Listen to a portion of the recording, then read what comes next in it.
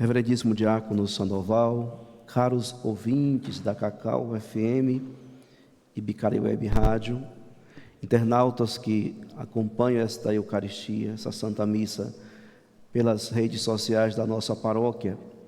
Celebramos hoje o 12º domingo do tempo comum, e a palavra de Deus que nós ouvimos nos traz no Evangelho de São Lucas, Jesus que faz uma pergunta. Jesus hoje está interessado em saber como as pessoas estão reconhecendo. Primeiro ele pergunta: quem diz o povo que eu sou? O que é que o mundo está falando aí fora que eu sou? E os discípulos então diz: alguns dizem que é João Batista, outros que é Elias, ou alguns dos antigos profetas que ressuscitou.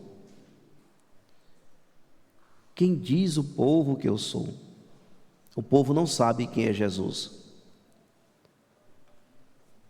O povo não tem ideia. Hoje, a pergunta se atualiza. Lá fora, quem diz o povo que é Jesus? Tem um escritor renomado, por sinal, vendeu muitos livros, que diz: Jesus foi o maior psicólogo que já existiu. E esse livro vendeu e ainda vende muito. Não, Jesus não foi e nunca será o maior psicólogo que já existiu. Jesus tem uma definição no Evangelho de hoje que São Pedro vai dizer: Jesus é o Cristo de Deus, ungido. Jesus é o Filho de Deus. Alguns lá fora dizem: Jesus é o maior humanista que já existiu. Eles não sabem quem é Jesus. Eles pegam um aspecto da vida de um grande humanista. Se fosse hoje, no contexto que nós estamos vivendo, indigenistas iriam dizer: Jesus é um grande indigenista, porque Jesus defenderia a causa dos índios, porque Jesus veio para defender os pobres, defender os excluídos, defender os abandonados. O senso comum lá fora sempre vai dizer: Jesus foi um grande socialista, porque Jesus soube organizar o povo em grupos. Cada um dá uma definição de Jesus, porque o povo não sabe quem é Jesus. Mas Jesus se volta para os discípulos e diz: e vós? E para vós, quem dizeis que eu sou? Agora é diferente, não é um senso comum. Agora Jesus está perguntando para pessoas que caminham com Ele, que convivem com Ele, que de perto já viram grandes milagres acontecerem, viram mudanças de vida. E São Pedro, sem nenhum medo, sem nenhuma dúvida, responde por todos os discípulos e disse: o Cristo de Deus. O que significa isso? A palavra Cristo quer dizer ungido, o Filho de Deus, o enviado de Deus, aquele que veio para salvar a humanidade, para redimir a humanidade dos seus pecados, para de uma vez por toda libertar a humanidade do jugo do pecado que teve início lá na origem, quando Adão e Eva desobedeceram a Deus. Daí a gente entende porque a igreja diz: é preciso que se batize as crianças, porque as crianças, apesar de criança não tem pecado, mas a igreja diz: a criança traz um pecado original. E o único capaz de libertar a humanidade desse pecado original é Jesus. Então, para que nós sejamos livres deste pecado, de todos os outros pecados que porventura já cometemos, é preciso que haja uma inserção na vida em Cristo Jesus. Então, por isso, batiza. crianças, porque enquanto elas não são batizadas, enquanto elas não são inseridas em Cristo Jesus, elas estão herdando, trazendo esse pecado original. É o pecado por herança, né? A gente herda esse pecado original. E só Jesus veio com essa missão, a missão de eu vim para salvar o mundo. Eu vim para revelar o reino do Pai. Ele veio para quebrar esse mal que vinha acompanhando a humanidade. Então, batizar a criança é inseri-la na experiência de fé, é inserir em Cristo Jesus pelo sacramento do batismo e libertá-la totalmente desse pecado original. Por isso, quando nós batizamos, diz: és uma criatura nova. És uma criatura nova. É um novo homem, uma nova mulher, uma nova pessoa. Porque só nos tornamos novos na experiência verdadeira em Cristo Jesus. Mergulhados em Cristo, nos tornamos novas pessoas. Porque Cristo não é o maior dos psicólogos do mundo. Cristo não é um humanista. Cristo não é um socialista. Cristo não é um homem, é um homem bom. É um grande profeta. Não, Cristo é Filho de Deus, o ungido, o Salvador, aquele que se diz: eu sou o caminho, a verdade e a vida, e ninguém vai ao Pai a não ser por mim. Aquele que diz: eu sou o pão descido do céu, quem não comer deste pão não viverá eternamente. Quem comer deste pão viverá eternamente. Esse é Jesus reconhecido, identificado hoje por Pedro. Por isso, caríssimos irmãos e irmãs, lá fora, o mundo aí fora, nós sabemos que ainda hoje não sabem quem é Jesus. Continuam dizendo: é um grande psicólogo, humanista, indigenista, um homem bom. E nós? A pergunta é para nós hoje. E vós, que estão aqui todos os domingos celebrando a missa, participando da Eucaristia, Jesus diz: e vós, quem dizeis que eu sou? Será que nós temos a mesma clareza de São Pedro e dos discípulos que estavam com ele? Será que nós reconhecemos lá do fundo da alma, no fundo do coração, que Jesus é o Cristo de Deus, o ungido, o Salvador, aquele que veio para nos redimir, nos salvar, nos libertar de todos os pecados? Porque, caríssimos irmãos e irmãs, primeiro que nós devemos fazer é identificar, saber quem é Jesus. E aqui os discípulos sabem quem é Jesus. E agora então Jesus se volta para eles e faz um convite: se alguém me quer seguir, renuncie a si mesmo, tome a sua cruz cada dia e siga-me. Sabendo que Jesus é o Filho de Deus, que Ele é ungido, aquele que veio para nos salvar, nos libertar dos nossos pecados. Agora então cabe a cada um de nós tomar essa decisão de seguir a Jesus. Se alguém me quer seguir, renuncie a si mesmo, tome a sua cruz cada dia e siga-me. Então, quando vocês encontrarem alguém que diz: pare de sofrer, essa igreja, esse, não prega o verdadeiro Cristo Jesus.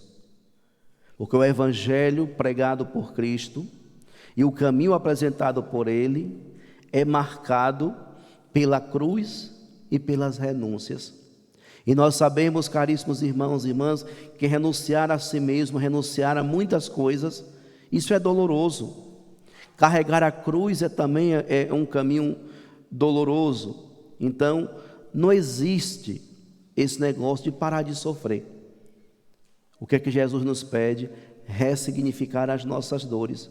O sofrimento nos melhora nesse caminho para ascender ao céu, para nos aproximar ainda mais do Senhor. O que é que poderíamos compreender então? Abraçar a cruz é assumir a vida, com os seus desafios, com as suas dores, com os seus sofrimentos, com as suas faltas às vezes. É preciso abraçar a vida e enfrentar todos os desafios que ela nos apresenta todos os dias, sem desespero, ou seja, sem a falta de esperança, pois Cristo Jesus nos assegura que todos nós, se perseverarmos nele, venceremos todas as tribulações dessa vida. E aqui a gente se remonta lá no Apocalipse, quando São João, numa visão, viu como é o céu, como é lindo o céu. Um ancião, ele perguntou ao ancião: quem são aqueles? E o ancião diz: aquela grande multidão, numerosa multidão, são todos os que vieram das grandes tribulações, ou seja, venceram os desafios da vida, superaram todas as tribulações desta vida e agora estão diante do Cordeiro imolado, na presença de Deus, sendo eternamente saciados. Por isso, caríssimos irmãos e irmãs, identificar Jesus como nosso Salvador, o Cristo de Deus, abraçar a cruz e assumir a vida, e todos os dias seguir os passos de Jesus. Hoje somos convidados a viver a verdadeira experiência do discipulado. Ser discípulo é colocar-se atrás daquele que é o mestre e que vai sempre nos ensinando coisas boas e nos mostrando o caminho que nós devemos seguir. Por isso, é preciso que haja renúncia. Não se pode ser um bom cristão sem fazer as renúncias que o Evangelho nos pede. Por isso tem pessoas que têm medo de conhecer o Evangelho. Tem pessoas que não leem o Evangelho, não escutam o Evangelho, porque o Evangelho nos desinstala. Nos convida a fazer essa mudança de vida, porque renunciar é mudar de vida. Renunciar é abandonar os vícios, abandonar os pecados, é olhar para Cristo e desejar ser cada vez mais íntimo com Ele. Eu preciso e quero ser mais íntimo do Senhor, e essa intimidade se dá pelas renúncias das realidades deste mundo. E não é que o mundo seja ruim, por isso a igreja, e nem Cristo, nunca pediu para que nós abandonássemos o mundo. Ele diz: eu não peço que tires do mundo, mas que os livre do inimigo. E por isso, caríssimos irmãos e irmãs, tudo que Deus criou, criou bom, belo e perfeito. Mas o inimigo semeou o joio entre o trigo. E por isso, então, aquilo que era tão bom, tão belo, vem sendo desconfigurado por causa do mal. Por isso Jesus disse isso, né? Jesus disse claramente isso: eu peço, Pai, nas suas orações sacerdotais, antes de voltar para o céu, que não os tire do mundo, mas que os proteja do inimigo. De fato, nós devemos viver no mundo buscando o sagrado. Devemos viver no mundo sem ser mundanos. Daí compreendemos o que o Papa Francisco sempre nos diz: cuidado para que o mundanismo não entre na sua vida. Cuidado para que o mundanismo não entre na sua casa. Cuidado para que o mundanismo não entre na igreja.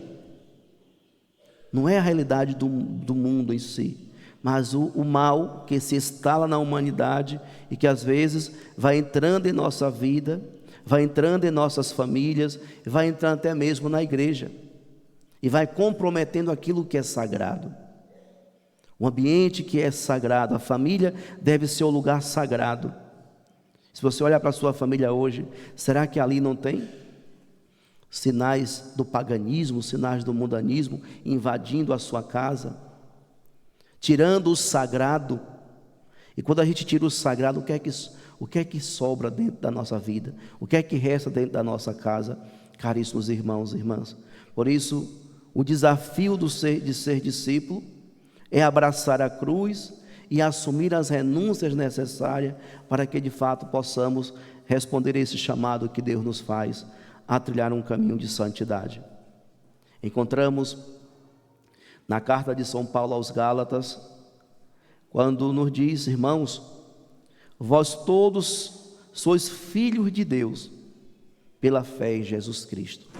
Condição para que você se torne filho de Deus, é preciso que você tenha fé, que você seja batizado. Vós todos que fostes batizados em Cristo, vos revestiste de Cristo. Não basta eu creio em Deus. É preciso que você creia em Deus, que você receba o batismo. Já explicamos agora há pouco o que significa o batismo, esse mergulho em Cristo Jesus, onde ressurge ou surge um homem novo. E aí vem uma definição bonita do povo de Deus. O que vale não é mais ser judeu nem grego, nem escravo nem livre, nem homem nem mulher, pois todos vós sois um só em Jesus Cristo. E nós sabemos, caríssimos irmãos e irmãs, que existe essa divisão de classes, né? Existem os livres, existiam na época de Jesus, quem era livre, quem era escravo. O homem e a mulher não se contava. Não sei se vocês lembram do evangelho, semana passada, Jesus multiplicou os pães e alimentou 5.000 homens. Um outro evangelho vai dizer, sem contar as mulheres e as crianças, porque naquele tempo mulher não se contava, e muito menos as crianças. E já no reino de Deus, aqueles que buscam viver a experiência de imersão em Cristo Jesus, começa agora a ver a vida com um olhar diferente.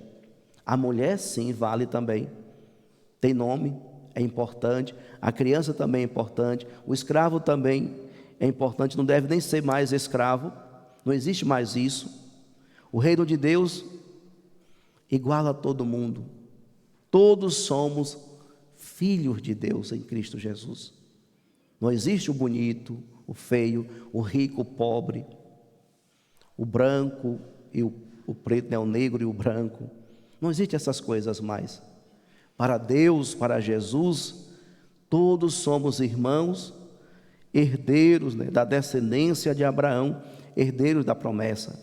Então, caríssimos irmãos e irmãs, o reino pregado e anunciado por Jesus vem resgatando a humanidade inteira dessa realidade tão triste e cruel que vivia. No entanto, nós os cristãos devemos colocar em prática isso que Jesus ensina. Nós não podemos esperar que o mundo lá fora se converta e viva também como nós estamos vivendo. Agora nós precisamos continuar sendo sinal de conversão para todas as pessoas que estão lá fora.